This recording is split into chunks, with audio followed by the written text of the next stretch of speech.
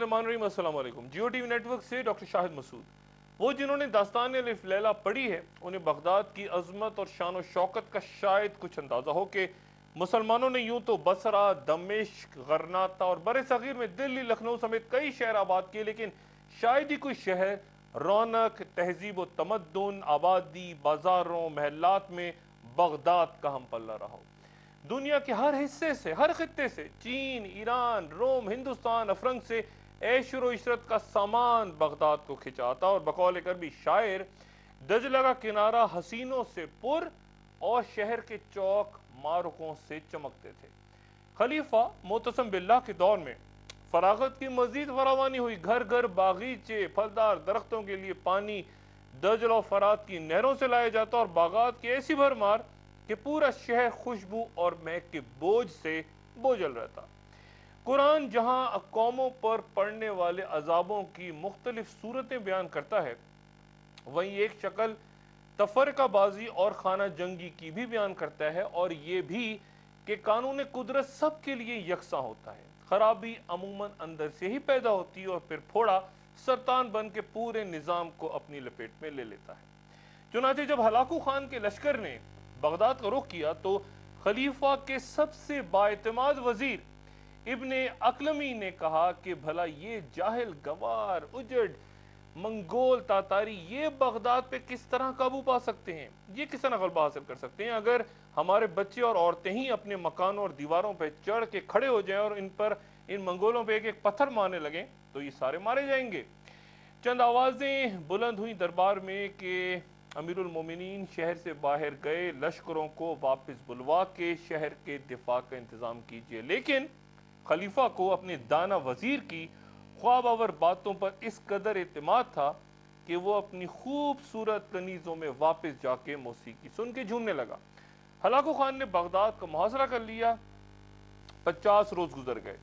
मुहासरे को, और उसके बाद उसी वजीर वही इब्ने अकलमी ने खलीफा को ये मशवरा दिया कि अमीरुल मोमिनीन अब सलामती और हिकमत का तकाजा ये है कि आप तदब्बुर से काम लेते हलाकू खान की खिदमत में चले जाएं और खुरेजी टालने के लिए उससे रिश्तेदारी कायम करने कोशिश करें कि ऐसा हो जाए। अगर हलाकू खान के ख़ानदान की कोई लड़की अमीरुल मोमिनीन के किसी साहबजादे, शहजादे के निकाह में और हमारी कोई साहबजादी हलाकू खान के ख़ानदान में ब्याह दी जाए तो इस तर्ज की खिलाफत की शान व शौकत और उसमें फिर हलाकू खान की ताकत भी यकजा हो जाएगी और अजमत में कई गुना इजाफा हो जाएगा।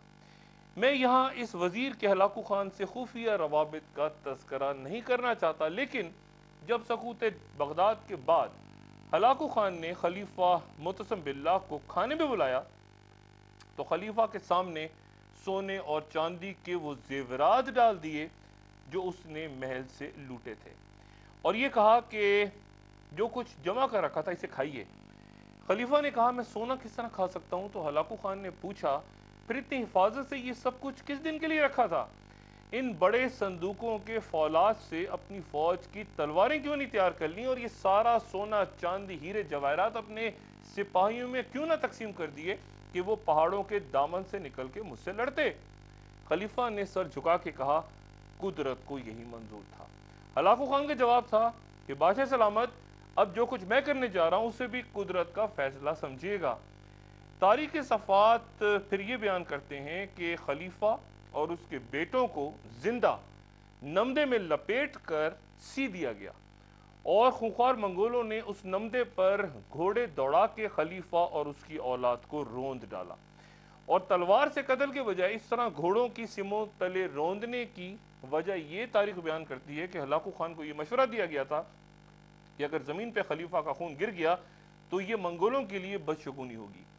और फिर 20 लाख मुसलमानों का कत्ले आम इस तरह किया गया कि दरियाए दजला का पानी खून में तब्दील हो गया। उन्हीं बरसों में जब मंगोलों की इस्लामी रियासतों में यह लगार जारी थी तो दमिश्क से इमाम तमिया की आवाज बुलंद हुई, जिनका जिक्र कल भी हुआ और जिन्हें आज के हद में बड़ी हद तक अखवान मुस्लिमून या फिर अलकायदा समेत उन तंजीमों के नजरियात पे बड़ी हद तक असरअंदाज बयान किया जाता है जो मुस्लिम हुक्मरानों के गैर शरई अहकाम से इनकार करते हैं, उनके खिलाफ अलम बगावत बुलंद करने को जायज़ करार देते हैं। सैयद कुतुब अपनी तहरीरों में कसरत से एक इस्तिलाह जाहिलिया का इस्तेमाल ان معاشروں کے لیے کرتے ہیں جو اسلامی ممالک میں ہونے کے باوجود اسلامی قوانین سے محروم ہیں۔ مصر کے جمال عبد الناصر کے خلاف بھی ان کی تحریک مصر میں کمیونزم کے بڑھتے اثر و رسوخ کے خلاف شروع ہوئی تھی، باوجود اس حقیقت کے کہ جمال عبد الناصر ایک ایسے مسلمان حکمران تھے جو پین عربزم کی آواز بلند کرتے عرب دنیا میں بے انتہا مقبول تھے۔ پھر انور سادات کو اس لیے مار دیا گیا کہ انہوں نے امریکی صدر جمی کارٹر کی معاونت سے پہلے کیمپ ڈیوڈ جا کے اسرائیلی وزیر اعظم بیگن سے امن معاہدہ سائن کیا تھا، اور پھر اسرائیل کا دورہ بھی کیا تھا، اور کچھ عرصے بعد وہ مارے گئے۔ یہ سب کچھ اسلامی ممالک میں ہی ہوا۔ اخوان مسلمون تو وہ تحریک تھی جس نے نسبتاً ایک آزاد مغربی مصری معاشرے میں جنم لیا تھا، لیکن سعودی عرب میں معاملہ بالکل مختلف رہا، جہاں پہلے سے موجود تشدد مظاہروں اور تحریکوں کے بعد مد مقابل قوتوں سے مذاکرات نہیں کیے۔ کیا مغربی ممالک میں ایسا نہیں ہوا؟ کیا IRA سے تعلق رکھتے وہ افراد جو باقاعدہ سنگین جرائم میں ملوث تھے بعد میں پارلیمنٹ کا حصہ نہیں بن گئے؟ اور پھر ہمارے ہاں NRO بھی کیا ہے، مقدمات صحیح یا غلط آخر وسیع تر قومی مفاد میں ختم ہی تو ہو گئے، ہر قسم کے مقدمات لا تعداد۔ ایک وقفے کے بعد صوفی محمد صاحب کے اس نقطے پر کہ یہ عدالتی نظام ہی کفر کا نظام ہے، سپریم کورٹ کے سابق چیف جسٹس سعید الزماں صدیقی صاحب سے ان کی رائے لیتے ہیں۔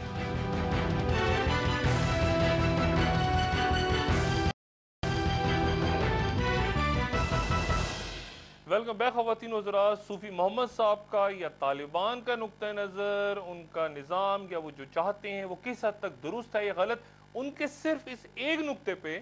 کہ یہ موجودہ عدالتی نظام جو ہمارے ہاں رائج ہے یہ کفر کا نظام ہے، اس پہ بات کرنے کے لیے میرے ساتھ سپریم کورٹ آف پاکستان کے سابق چیف جسٹس سعید الزماں صدیقی صاحب موجود ہیں۔ جسٹس السلام علیکم۔ وعلیکم السلام۔ جسٹس صاحب، یہ جو صوفی محمد صاحب نے کہا ہے کہ سپریم کورٹ اور ہائی کورٹ اور یہ جو عدالتی نظام ہے ملک میں یہ شریعت کے خلاف ہے، تو شرعی نقطہ نظر سے اگر دیکھا جائے تو نظام تو واقعی شریعت کے خلاف ہے، تو اینگلو سیکسن لاز ہیں جن کو فالو کر رہا ہے پاکستان اس وقت، شرعی نقطہ نظر سے دیکھا جائے تو؟ دیکھیے وہ تو آپ کی بات صحیح ہے، لیکن یہ تمام قوانین کو کاؤنسل آف اسلامک آئیڈیالوجی جو ہے اس نے سب کو ایگزامن کیا، اور اس کے بعد ایگزامن کرنے کے بعد وہ تمام قوانین کو انہوں نے قرآن و سنت کے مطابق قرار دیا، اس کے بعد ہی یہ تمام قوانین جو ہیں یہ رائج رہے، کیونکہ ہمارا آئین جو ہے وہ بالکل اسپیسیفکلی یہ پرووائڈ کرتا ہے کہ ملک میں کوئی بھی قانون سازی قرآن اور سنت کے منافی نہیں ہو سکتی۔ تو یہ تمام قوانین جو ہیں جو اس وقت رائج ہیں اس ملک میں، ان سب کی اسلامک آئیڈیالوجی کونسل نے اس کی تحقیق کی، اور تحقیق کرنے کے بعد سرٹیفائی کیا۔ تمام contract act, specific relief act, transfer of property act اور اس طرح کے جتنے قوانین ہیں۔ نہیں، جیسے میرا نقطہ نظر یہ تھا کہ جو اسلامک آئیڈیالوجی کونسل ضیاء الحق کے دور میں ایک قانون کو ٹھیک کہہ رہی ہے، وہی مشرف صاحب کے دور میں حدود آرڈیننس کو برا، تو یہ تو حکومت کی پالیسیوں کے مطابق چلتے ہیں نا یہ آئیڈیالوجی کونسل والے، جو بظاہر لگتا ہے۔ دیکھیے اس وقت تو آپ کے پاس پارلیمنٹ موجود ہے، اور کوئی قصہ اگر آپ کوئی آدمی کسی سے اگر اس سے مطمئن نہیں ہے تو ملک میں وہ بھی ایک کورٹ بھی موجود ہے جسے ہم کہتے ہیں فیڈرل شریعت کورٹ۔ فیڈرل شریعت کورٹ میں بھی ان کو چیلنج کیا سکتا ہے۔ بہت سے قوانین جو ہیں جو کہ آئیڈیالوجی اسلامک آئیڈیالوجی کونسل نے منظور کیے تھے اور جن کو کہا تھا کہ قرآن و سنت کے مطابق ہیں، اس کو لوگوں نے لے جا کے چیلنج کیا اس کے اندر فیڈرل شریعت کورٹ کے اندر۔ وہاں سے ہی بہت سارے قوانین جو تھے کالعدم قرار دے دیے گئے، یا اس میں بہت ساری ترامیم کے لیے اور ریکمنڈیشن کی گئی۔ تو ایک پروسیجر تو اس کا موجود ہے نا، اگر آپ کسی قوانین کو اچھا نہیں، جیسے میرا جو بنیادی سوال تھا، یہ سارے جو قوانین ہیں، جو پوری عدالتیں کھڑی ہیں اس وقت سپریم کورٹ سے لے کے نیچے تک،